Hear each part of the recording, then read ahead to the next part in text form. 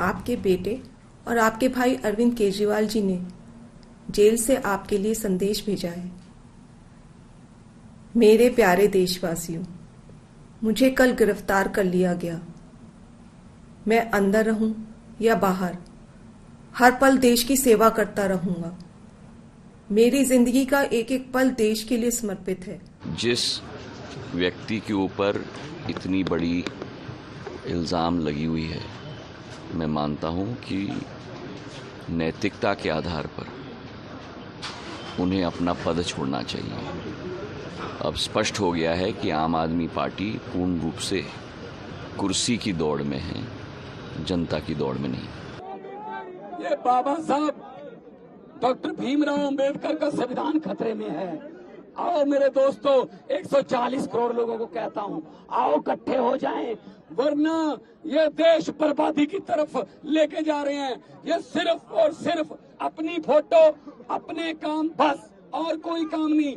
ED, CBI, supreme court, election commission, NITI Aayog किसी की बात नहीं मानते। ये कि अगर किसी व्यक्ति पर भ्रष्टाचार का कोई आरोप लगा और वो सार्वजनिक जीवन में है और सार्वजनिक पद पर बैठा हुआ है, तो नैतिकता और शुचिता का तकाजा ये है कि उसको तत्काल अपने पद से इस्तीफा दे देना चाहिए।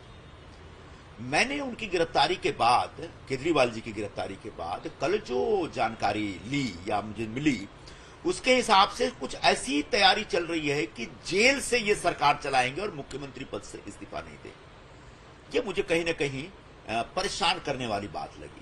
पॉपुलर चीफ मिनिस्टर रहे हैं, कम समय में 2 राज्यों में उनकी सरकारें बनी हैं और इसलिए शायद भारतीय जनता पार्टी के टारगेट में आए हैं।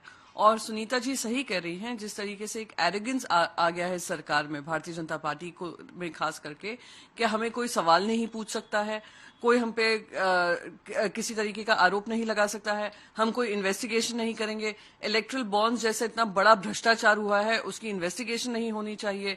एसबीआई से ये रिकॉर्ड छुपाने की बात कर रहे थे। और पूरी पॉलिटिकल लड़ाई को इन्होंने एक नया आकार दे दिया। ये नया लोकतंत्र है। पता नहीं कौन से मुंह से जाके प्रधानमंत्री जी विदेश में बोलेंगे कि मैं भारत से आया हूं जो लोकतंत्र की जननी है। मां के साथ ये व्यवहार, एक तरफ अकाउंट फ्रीज कर रहे हैं, ईडी, आईटी, सीबीआई, इन तीनों को लगा करके, ताकि चुनाव के नाम पर एक नौटंकी हो, एक स्वांग हो। क्या चाहते हैं वो? रसिया वाले की तरह 88% ने वोट कर दिया, मुहर लग गई, ले लो सारा वोट भाई। क्यों कहते हो 400 पार? इस बीच आपको बता दें, अरविंद केजरीवाल ने ईडी की गिरफ्तारी को हाईकोर्ट में चुनौती दी है, फौरन सुनवाई की मांग की है और वो इसे सीधे तौर पर खारिज कर रहे हैं। उनका ये कहना है कि ये गैर कानूनी है जो उनकी गिरफ्तारी हुई है और हाईकोर्ट से वो ये चाह रहे हैं कि फौरन इस मामले पर सुनवाई हो और कोई निष्कर्ष निकले।